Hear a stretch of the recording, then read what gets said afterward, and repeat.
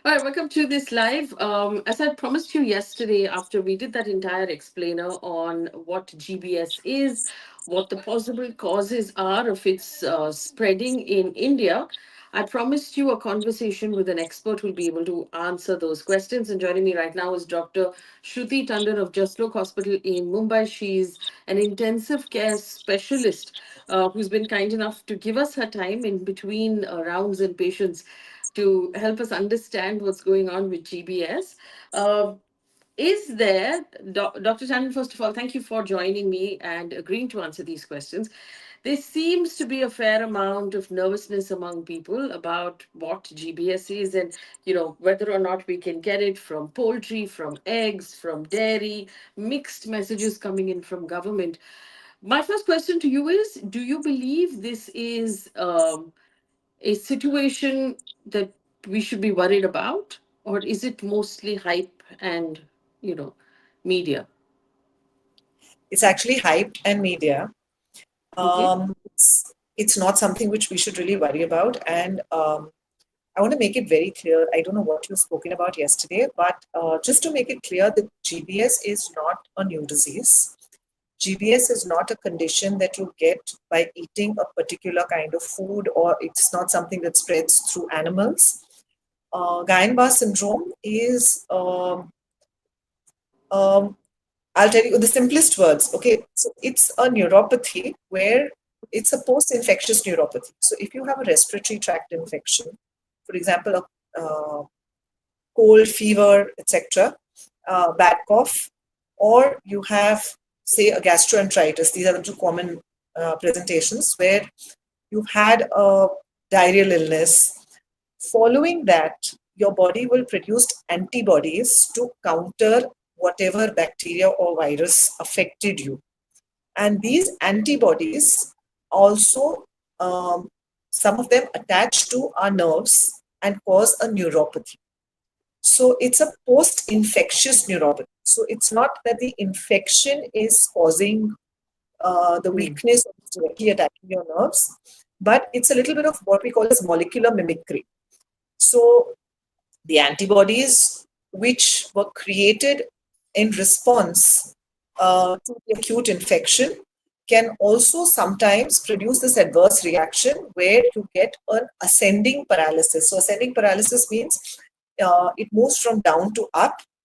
And very often the GBS is something which we diagnose only on clinical history. So when I get a history of a patient who's come with a paralysis which has spread from downwards, going upwards, meaning the lower limbs involved first, then the upper limbs involved, and slowly you have involvement of, say, the face, there's a droop, um, there is involvement of the respiratory muscles. All of this then suggests to me when I get the history, okay, did you have anything in the Hmm. preceding 2 weeks? So the patient will then probably reply in the affirmative, yes, 2 weeks or 3 weeks before this, doctor, I had fever and a cough and a cold, but I didn't think much about it. Or I had an episode of gastroenteritis, it lasted for 4 or 5 days, but it responded well to medications. 2 weeks, there was a lull, and then I got this, and that clinches your diagnosis of GBS. So it's not that any particular bacteria or virus is causing it, but it is a post-infectious syndrome. So you don't need to be worried about consuming certain kinds of food.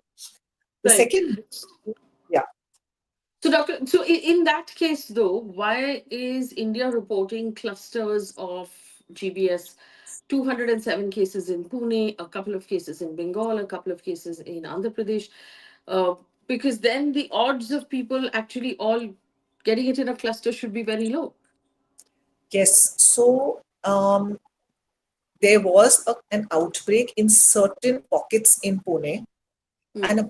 apart from those certain pockets in Pune, where because of the incidence of gastroenteritis being high, which is again related more to sanitation measures. Um, like I explained, because it's post gastroenteritis which have been contained, there was no reason to have it. So if you look at data from all over Mumbai, and they have a registry, so the Indian Association of Neurologists has actually been reporting these cases actively, and they've realized that at a point of time in most hospitals, except for certain pockets of Pune, we've had only a couple of these patients being admitted, like maybe 1 or 2 GBS at a time, which is not out of normal. So at a point of time, you would have these many cases of GBS. Yes, in Pune, there were higher numbers than usual, but that was directly related to outbreaks of gastroenteritis. So what you need to do is improve sanitation measures there and curb it right there. So, when you say improve sanitation measures, is that water related? You believe it's waterborne? Absolutely. So most gastroenteritis is waterborne. A small fraction is foodborne, and we all know the route is fecal-oral. So yes, filtration of water, avoiding drinking contaminated water, and would contain the disease. But we had the Deputy Chief Minister of Maharashtra make a statement saying, "Cook your poultry well before you eat it." Um, that's pretty misleading compared to what you are telling me right now. I mean, we there's a danger then of people panicking. So okay, now uncooked food, like I said, majority of gastroenteritis comes from contaminated water. There is a small section of gastroenteritis which does happen by eating food which is improperly cooked, or food which has gone bad. So it's actually less common with, it's really not improperly cooked food, but it's food which has gone bad. For example, dairy. Okay, so dairy which has been spoiled by being exposed to the elements for a long period of time can cause the common food poisoning that we call it. Hmm. So yes, that can lead to a gastroenteritis kind of illness, but no, not consumption of a particular uncooked poultry that will lead to gastroenteritis. So this is actually a common misconception, and then it's one thing led to the other. Then we tag it on to um, the chicken causing it, and this is not a swine flu. Okay, it's Yeah. nothing compared to what we had a couple of years ago, where people, I remember a lot of the clubs were not serving eggs, not serving chicken, much to the delight of many of the vegetarians and Jains in the city. So there's also been a lot of talk about the like, if I hope I'm saying this right, the Campylobacter jejuni bacteria that in many cases in previous cases around the world has been linked to GBS. According to the according to the Indian Council of Medical Research, out of the 200 cases in Pune, 21 cases were tested, and four have found the stool samples have been detected with this particular bacteria. Is there a link there, or is that not enough evidence for you to be So convinced? Campylobacter jejuni is one of the causative bacteria that lead, which cause the gastroenteritis, and gastroenteritis with Campylobacter jejuni as and a number of other. These are called enterobacterial. Okay, now entero is for intestine, and bacteria are the bacteria which live in the intestine. Hmm. So some of these are bacteria that we house in the intestine. Some of these bacteria invade our intestine through contaminated water or food. And these are regular bacteria. I mean, these are the common bacteria which cause gastroenteritis or diarrhea. One of them is Campylobacter jejuni. So when you would test and having 4 Campylobacter jejuni out of 21 samples is not alarming. It is in sync with the usual epidemiology. Like I said, what is alarming is having those 400 odd cases of gastroenteritis. That's an outbreak of gastroenteritis. And when you have an outbreak of gastroenteritis, this is a post-infectious complication of gastroenteritis. So naturally, if you have a higher number of patients getting gastroenteritis, you'll have higher number of Yeah. post-infection complications and therefore higher number of GBS. So it's not that Campylobacter jejuni is unusual, is disproportionately high, or that it has led to the GBS. There's, Meghna Podar has asked us if GBS is preceded by diarrhea, should we then immediately test stool samples as soon as we have any sort of diarrhea? No, it's not going. You're not going to prevent it in any way. So um, there is really no way to know or to predict which patient will get GBS. The important thing is that yes, with the onset of symptoms of neurological weakness, it's important to have to do an early consultation. Start treatment early. GBS is very much treatable. See a neurologist or a critical care physician where the clinical suspicion will lead to a diagnosis even before. So, there are certain tests you do, um, Yeah. like EMG, the CSF studies, which all may be negative in the first week.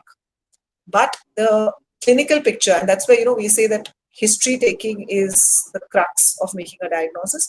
Patient's clinical history will tell you, the absence of reflexes will tell you that this is GBS, and you can start treatment. It's got a great response to therapy. Okay, but there's We nothing have that you can do you're not going to get wiser by checking the stools. Jayati Mukherjee says, what are the first signs how to detect? I'm assuming you've already told us. Numbness in fingers and toes, lack of reflexes, weakness.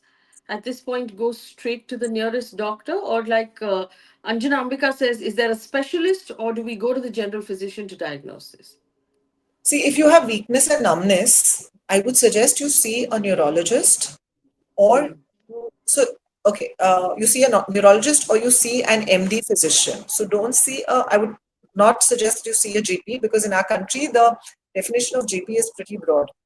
So we also a lot of the allied fields also, and there are some very good GPs. There's no doubting that, but it's just that somebody doesn't need to write off your weakness without examining you, checking for reflexes, Yeah. and the numbness doesn't need to be written off as vitamin deficiency, and then you're put on some B complex capsule, which is common practice in our country, unfortunately, and then you come back with florid signs and symptoms. So this can be checked early.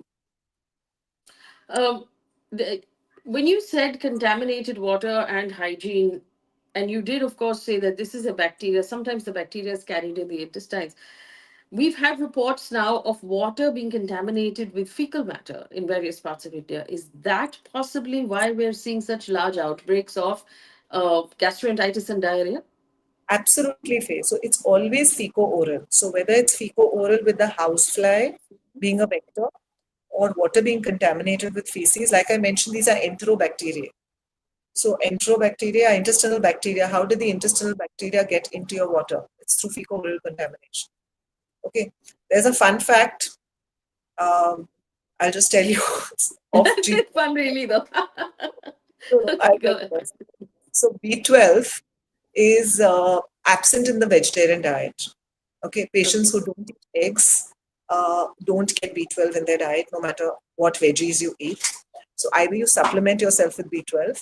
Now, there are intestinal bacteria which produce B12, but the site that they produce it is too far out in the colon for absorption to take place. But because our water is contaminated, we get our B12. That is not a fun fact, Doc. That is a disgusting fact. I'll take a minute there Okay. for everybody to just catch up with that. Oh dear. So, okay. So, questions from Ruchi Jetli, who says dairy products. Neha Danuka is asking us eggs. You're saying that there's no issue with any of these things. No, no problem with the chicken, with the dairy, with the eggs. So generally, dairy and eggs cause gastroenteritis, which has a short incubation period of about 6 hours. It's more of upper gastroenteritis, which Hmm. is more to do with nausea, vomiting. There may be some loose stools, but again, it's not specifically going to lead to GBS. But yes, so salmonella is a common implicator. Salmonella is what causes typhoid. It also causes gastroenteritis. And like I said, most of these enterobacteria in their post-infectious phase, if you get diarrhea with it, uh, by virtue of molecular mimicry, you can get a GBS-like syndrome after 2 to 4 weeks. But all of us have had a round of infections, respiratory infections, especially. I'm seeing so much of it on my OPD, thanks to the AQI.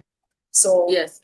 but majority of us have not landed up with GBS. So, that's the incidence and frequency that, is a mismatch. So tell me something, and I just want to understand these odds, right?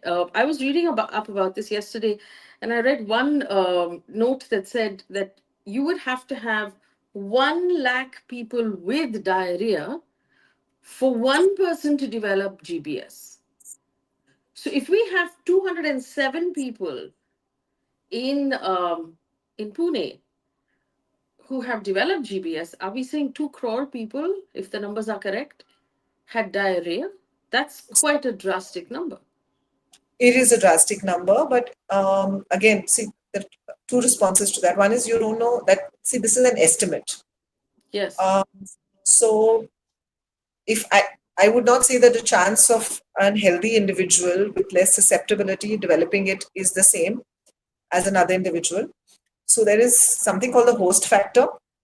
And like we all know, chance has no memory. So sometimes because you're seeing, you may have a lot of self-limiting diarrheas. Like there are these incidents which don't come to public notice because you've had a diarrhea which has maybe presented as 3 or 4 loose stools in the day, or maybe one episode of loose stool which has been self-limiting. So these don't get captured in the data. But it is likely that there are 2 crore people in Pune who had contaminated something or the other has been consumed. I don't know. I would not really Yeah. be able to focus on that number, but the numbers Okay. would be larger than we would imagine. So Okay. if So we, when it's a water source, say it's obviously reaching a lot of households, okay, and there will be, like, you would realize that there are days, in all of our houses, that in all of our families where 2 or 3 people have diarrhea, the others say it's okay. We've all mm, eaten the same food, we've been to the same restaurant, but only 1 or 4 or 5 affected, because strangely the same enterobacteria which cause this are also the enterobacteria which fight it. So the reason why these bacteria are there in your intestine are there your uh, resident flora. So they live in your intestines and they also help to kind of fight any pathogens. So, yes. so some of us don't get it because we have strong resident flora, the gut microbiome that we keep talking about. There's a lot of chatter Yeah. about it. Right. So this is a bacteria that we're okay as long as they remain tenants of the intestines, but they find their way into our water and our food, then then there's all kinds of trouble. There's Judith Alva has asked an interesting question. She says, "How long can this bacteria survive on vessels that have been washed with contaminated water?" I'll take it one step further. Actually, um, we through in our kitchens, almost all of us have water purifiers now, and we take the responsibility to only consume as much as we can water that comes out of the purifier. But you're washing your vessels with tap water, and if that tap water happens to be contaminated, what does that mean? One, we brush our teeth in the bathrooms. If you swallow some of the water in the shower, or in the bath, what does that mean? And how do you even mitigate against something like that? No, so you can't mitigate that. Those are the sources. If you have tap water which is contaminated, you're brushing your teeth, there is a little bit of swallow which is going to happen. You're absolutely right. With washing vessels, so with Indian cooking, there is very little cold food. Most of our food is Yes. heated oil. So I wouldn't think that's a major source. Also, we tend to scrub our dishes quite heavily. So that saponification action also destroys a lot of bacteria. But yes, water is all around, and when you use it to brush your teeth and shower, yes, those are ways they enter. Of course, Mm. drinking water. There was a time in when I was an MBBS student, the dictum was that the water in Mumbai is so clean that you can just fill it up from the tap and clean. It's clean and you can drink it. It's potable water. But that's no longer the situation. And, I think Yes. in a couple of years of me completing my training, that had become a myth. So, Uh, KB has a question. Is there a simple way for a common man to test the quality of water supply that we're receiving? Is there a home kit or a gadget we could use at home? no, There isn't. unfortunately, there's no simple way, but there are simple methods. So if you're worried about water contamination, a good way is, the good old way of boiling water, or running it through. If you're running it through a good UV filter, that should suffice. You don't need RO water because it removes a lot of the essential minerals. Um, just boiling the water for 4 to 5 minutes, allowing the bubbles to form, allowing that to cool, and then storing it effectively. So it should not be stored where, your now the vessel you're going to use to store the water, I would say rinse that with the boiled water and then fill it in. And if you're using a spoon or a ladle, to pass on the water, that needs to be kept clean also. So if you're going to have flies sitting on that, the water is going to get contaminated later. So there's, I think the simplest is, the zero storage filters which have water on demand. Mm. A good ultraviolet filter should be enough. Tamboli says, should we avoid eating outside in restaurants, especially chicken? I don't know if chicken is the problem, but the general hygiene of the restaurant, how their dishes have been washed and how their food is being stored, could that be the real, So I would say that, eat hot food. Mm, Okay. And I generally, as a rule of thumb, avoid eating salads in restaurants and avoid eating food that is uncooked. Um, yeah. in other ways like pani puri ka pani and stuff, I'd rather have it at home. So see the whole, there's a lot of hype about the poultry part, but cooked poultry is not really going to be a source. Um, Poultry is leading to other problems in various ways. So we feed. I mean, I know most of you would be aware. We feed our chicken antibiotics. We feed our cows antibiotics so that they stay healthier and we get more milk and more eggs and stuff. But that is breeding resistance, and Mm, that's the reason why enterobacteria are becoming a problem in my area of practice, the critical care unit. Okay, we need to go up on antibiotics. So that's where the problem with feeding on poultry comes, because yes, if I have a patient who's vegan, they're less likely to have enterobacteria as opposed to somebody who's a meat eater or egg eater, or even drinking milk. okay. But that does not mean that if you're vegan you will not get GBS. Okay, so don't put two it together. Sorry. John Fernandez says, do we have hospitals equipped to tackle this disease in cities like Mumbai, in Pune, for example? Are Yes, our hospitals ready? definitely. So see, it's not, first of all, let's not look at it as an outbreak in the whole country. There is no outbreak in Mumbai. We haven't seen an increase in the regular number of cases that we see in GBS. There are pockets of Pune, they've handled it. The civic authorities have handled it, I believe, by checking into the sanitation and water sources. But yes, we are equipped to handle and tackle the disease. Um, there are medications. There is a specialized technique called plasmapheresis, which can be done, and patients would sometimes require, if it involves the respiratory muscles, it would require respiratory support in the form of ventilation. But all this is reversible largely. Mm. There's an interesting question from Neha Kapoor. She says, what about the packaged kind of chicken, like cold cuts that we get at Licious? Do we have to boil them or can they be eaten as is because they claim that it's ready to eat or safe to eat? So there's, I mean, it's again the sources. You don't know how it's been handled. So while it says that it's got zero preservatives and stuff, so they say sometimes it's not handled by hand. But of course, I mean, I would avoid um, cold cuts. Or I mean, I'm a vegetarian, but if you talk about cold cheeses, also, I would avoid eating it outside. I would probably take packaged cheese, cut it at my house, and eat it fresh. And Hmm. I would suggest the same thing to you, Neha, because we don't know how the hands handling them are. And even if the hands are wearing gloved, sometimes they say untouched by hand, but they're touched by gloves.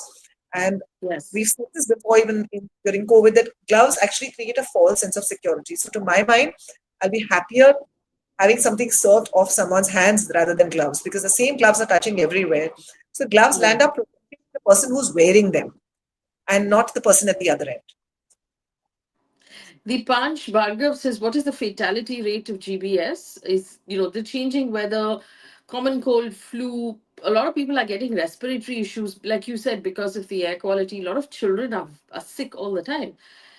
Does that weaken their immunity, make them more susceptible to GBS in any way?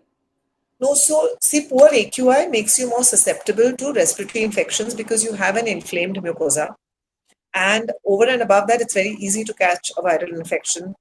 I mean, Hmm. we've been talking about the AQI for a few years now, but we don't see anything improving in terms of construction levels. We don't have, any kind of checks. The area I live, um, there is construction going on for a few years. There are famous millionaires, billionaires in the city. There are, um, you know, builders who are just continuing with work, but there are definite guidelines, about um, raising, scaling the walls near the construction site so there is less of dust suspension in the air for the people around and mist spraying of water. Now, we brought this up in our neighborhood. There's very little which is actually being put into practice. I mean, you see a BMC machine doing mist spraying on the road, but that Yeah. really doesn't translate to what is supposed to happen. I hope, in fact, citizens take this forward rather than an alarm for GBS to Yeah. uh, shake the authorities up. We are breathing this air, and we're talking about so many other environmental issues, but this is right in our face. Yeah, and even if we have rules for the developers, where are the rules for the city municipality that's dug up all the roads and is causing dust to rise into everybody's homes because Yeah, yeah, they're believe me, not there's following any of the rules themselves. yeah, and there are no rules for developers either. I mean, I don't see rules being followed anywhere. So So, do you believe that the AQI that we're witnessing in Delhi, in Mumbai, in Pune, in Bangalore, in Chennai, in Calcutta, these are all cities that have poor AQI at this point, this has a larger impact on quality of health than GBS? This is the bigger panic button in your mind. absolutely, 100.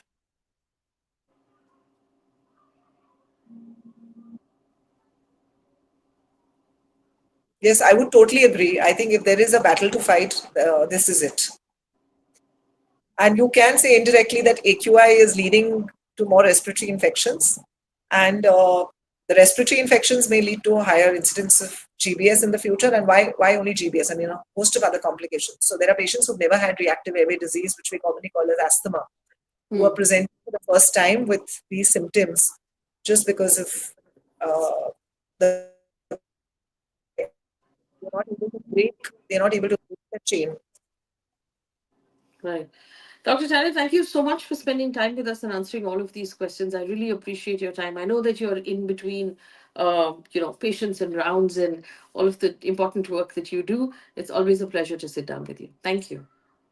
Thank you. Bye. All right, so for our viewers, remember Dr. Tandon saying that it's not the poultry, so it's not like a bird flu type of situation, but still make sure that you wash or you cook your poultry really well.